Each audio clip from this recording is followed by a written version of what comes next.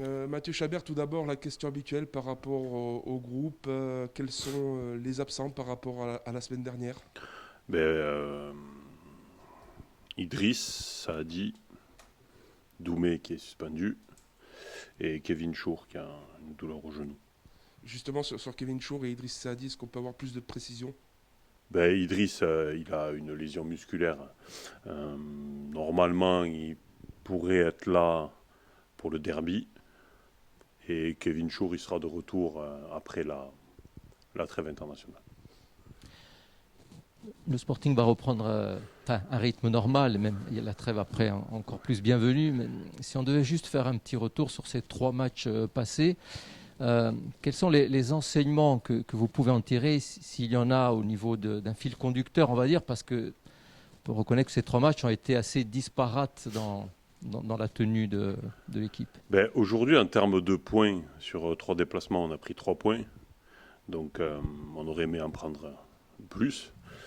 Après, on a quand même pris des points, donc ça, c'est une chose importante.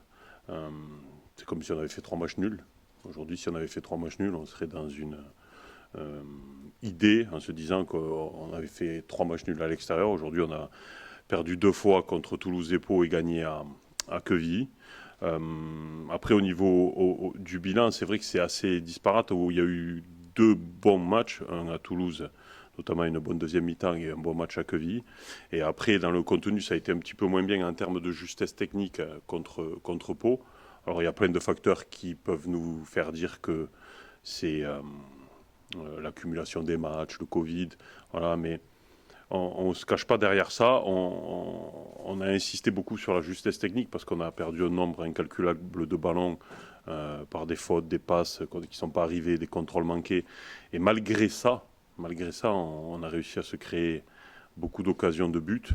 Ce match, il peut changer si sur les 2 premières situations de Kev Chour et de Seb Salamanche, ils font des choix différents. Donc il faut qu'on soit plus tueur dans les zones de finition, peut-être un petit peu moins altruiste, j'ai envie de dire, parce que voilà, on est les équipes contre nous frappent beaucoup au but.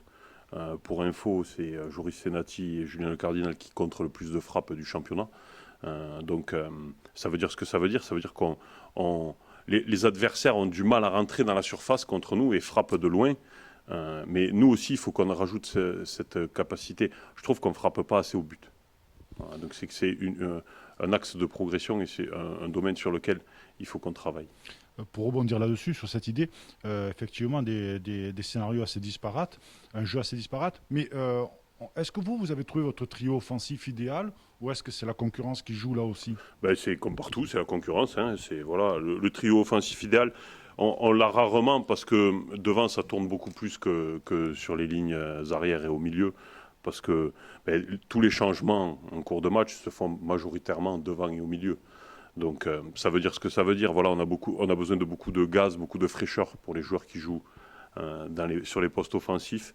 Euh, c'est pas dit qu'on la trouve dans la saison. Notre ligne d'attaque, ça peut tourner parce que j'ai des joueurs qui ont différents profils, des joueurs qui sont percutants comme Adil, Taoui, comme Kenny, des joueurs qui sont plus des créateurs qui rentrent à l'intérieur comme Chouki, comme Kev Chour qui fait un peu les deux, qui est capable de percuter et capable de rentrer intérieur, un joueur comme Benji Santelli, un joueur comme Antorobic. C'est des profils différents et ça peut nous permettre de nous adapter aux forces et aux faiblesses de l'adversaire. Alors, pour revenir sur le dernier match en lui-même, à Pau, vous parliez bien entendu de chercher de la justesse technique, mais lors de la conférence de presse d'après-match à Pau, vous aviez aussi évoqué une équipe qui, en première période, vous avez déçu dans l'engagement. Vous aviez parlé d'une équipe qui avait eu un rythme de sénateur. Là aussi, dans la semaine à entraînement, il y a eu des choses pour essayer de corriger ça, de dire qu'il faut vraiment être très très impliqué dès la première minute. Après, il faut.